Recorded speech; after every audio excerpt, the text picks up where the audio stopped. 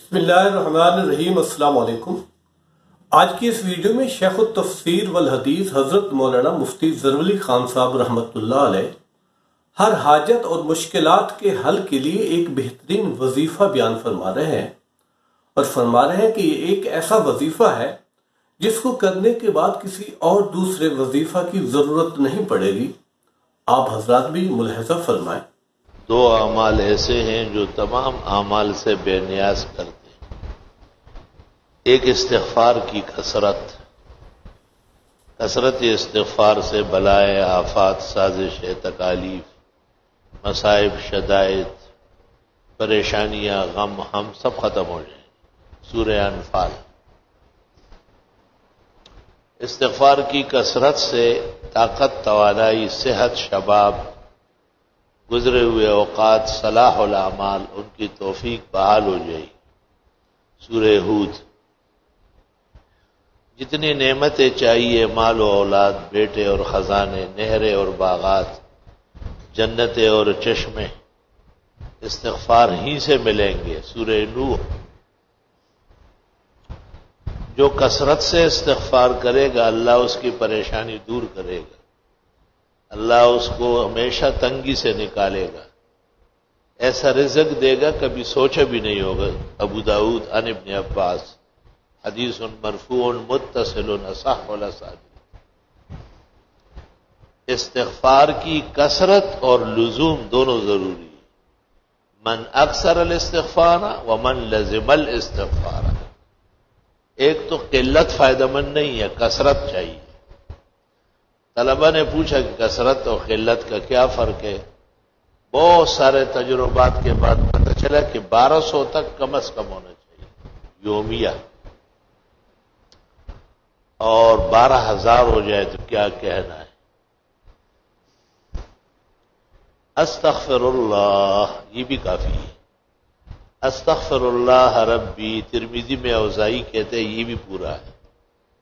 باقی استغفر اللہ الذی لا الہ الا هو الحی القیوم واتوب الیہ، استغفر اللہ العظیم الذی لا الہ الا هو الحی القیوم واتوب الیہ، استغفر اللہ ربی من کل ذنب واتوب الیہ، استغفر اللہ واتوب الیہ۔ امام بخاری کی رائے یہ ہے کہ بس پورا استغفار ہے، استغفر اللہ واتوب الیہ۔ استغفار کے فوائد اور برکات بہت زیادہ ہے، اور فائدہ نقد ہے۔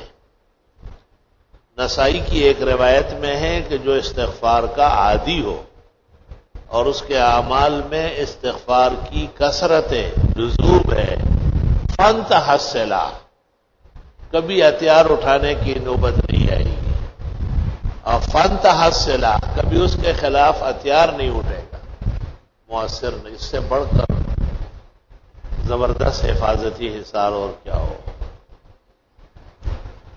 استغفار کے لیے طویل آداب بھی نہیں ہے کہ ضرور باوضو ہو، بہت اچھا ہے، ضروری نہیں ہے۔ ذکر ہے، ذکر ہر حال میں جائز ہے، جنابت میں بھی، حیض میں بھی، نفاس میں بھی، بے وضوئی میں بھی۔ ہاں دل چاہتا ہے اور افضل ہے آدمی پاک صاف ہو، لیکن حائض کو، نفسا کو، جنبی کو علماء امت نے اذکار سے منع نہیں فرمایا ہے، وہ اللہ کا نام لے سکتے ہیں۔ استغفار ذکر الہی ہے، یعنی اٹھتے بیٹھتے، آتے جاتے، ہر حال میں استغفار جائز۔ لا الہ الا اللہ، استغفر اللہ واتوب الیہ۔ دوسرا عمل جو بہت سارے اعمال سے بے نیاز کرے گا، وہ قرآن کریم کی تلاوت ہے، قرآن کریم کے ساتھ مشغول ہونا ہے، قرآن کے معانی تراجم میں متفکر ہونا ہے، قرآن علوم اور فنون میں ہم وقت مصروف رہنا ہے۔ حدیث کے الفاظ ترمذی فضائل قرآن کی آخری حدیث ہے، من شغلہ القرآن عن ذکری و مسئلتی، جو قرآن کی وجہ سے اتنا مشغول ہے کہ اس کو دعا کا موقع نہیں ملتا ہے، مانگنے کا موقع نہیں ملتا، اعطیتہ افضل ما اوتی السائلین، مانگنے والوں کو جو میں دیتا ہوں اس سے بہتر اس قرآن والے کو دوں گا۔ سب سے بڑا نظام جو اللہ کے آپ پسندیدہ ہے وہ قرآن شریف کا ہے، دور دورہ ہے، لوگ پڑھے، بیویاں پڑھے، بڑے پڑھے، نمازوں میں پڑھی جائے، درس دیا جائے، بیان ہو جائے۔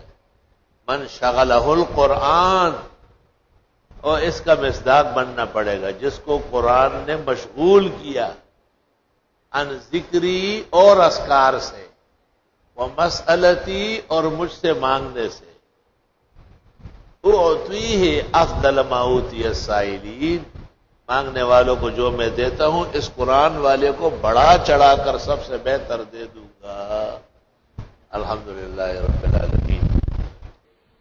بسم اللہ الرحمن الرحیم، بے شک ہم انا انزلناہ فی لیلۃ القدر، بے شک ہم نے نازل کیا اس کو لیلۃ القدر میں، رمضان شریف کی کوئی طاق راتیں، رمضان شریف کی آخری راتوں میں سے کوئی راتیں۔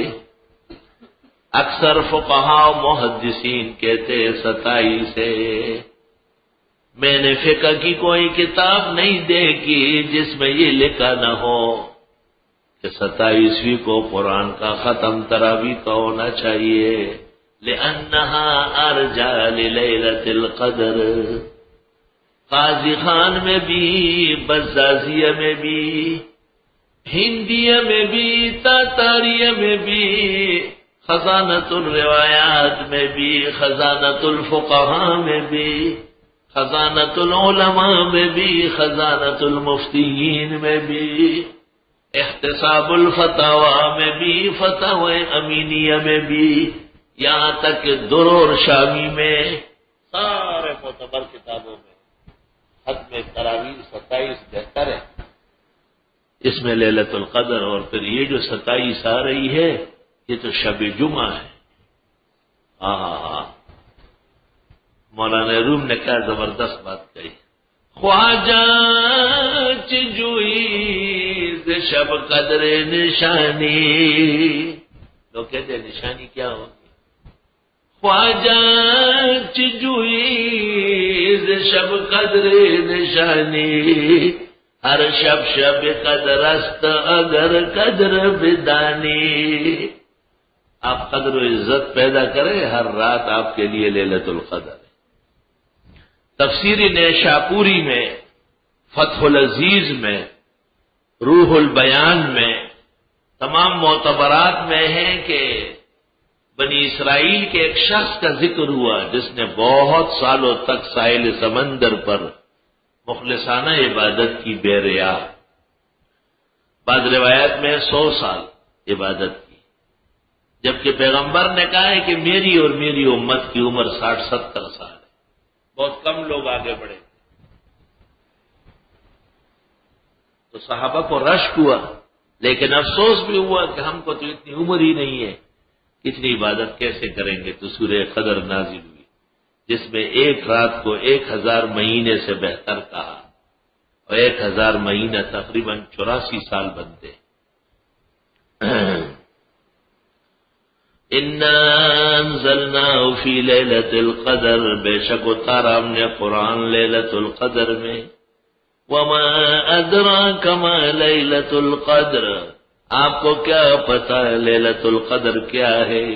لیلۃ القدر خیر من الف شہر، لیلۃ القدر بہتر ہے 1000 مہینے سے، تنزل الملائکۃ والروح فیہا، اترتے ہیں فرشتے اور جبریل اس میں، باذن ربہم، رب کے حکم لے کر، من کل امر، ہر امور کے لیے، سلام، یہ رات سلام ہی سلام ہے، حتی مطلع الفجر، یہاں تک کہ فجر طلوع ہو جائے، مغرب سے شروع ہوتی ہے اور صبح صادق تک پوری رات آسمانوں میں مغفرت کے اعلانات ہوتے ہیں، زمین کے گناہگاروں کو بخشا جاتا ہے، کڑوا پانی سمندر کا میٹھا ہوتا ہے، کتوں کی آوازیں کم کر دی جاتی ہے، لیکن ہمارے زمانے کے جو کتے ہیں بدعتی، یہ لاؤڈ سپیکر پر بالجہر ذکر کرتے ہیں، یہ وہ کتے ہیں جو لیلۃ القدر کو بھی نقصان پہنچاتے ہیں، اور بہت ساری علامات بین بنفسہا ہو جاتی ہے۔ جس شخص پر منکشف ہو، ادب یہ ہے کہ اوروں کو نہ کہے، وہ اس سے نقصان ہو جائے گا، بلکہ منکشف ہونے کی علامت یہ ہے کہ وہ اپنے حساب سے لگا رہے۔ لیلۃ القدر کا مطلب یہ نہیں کہ آپ وتر با جماعت نہ پڑھیں، لیلۃ القدر کا یہ مطلب نہیں ہے کہ آپ راتوں کو نفلیں پڑھیں، دعائیں مانگے۔ عائشہ نے پوچھا تھا حضرت سے، فرمایا اس میں خوب دعائیں مانگے آپ، ترمذی شریف۔ اللہ اکبر اللہ اکبر لا الہ الا اللہ اللہ اکبر وللہ الحمد۔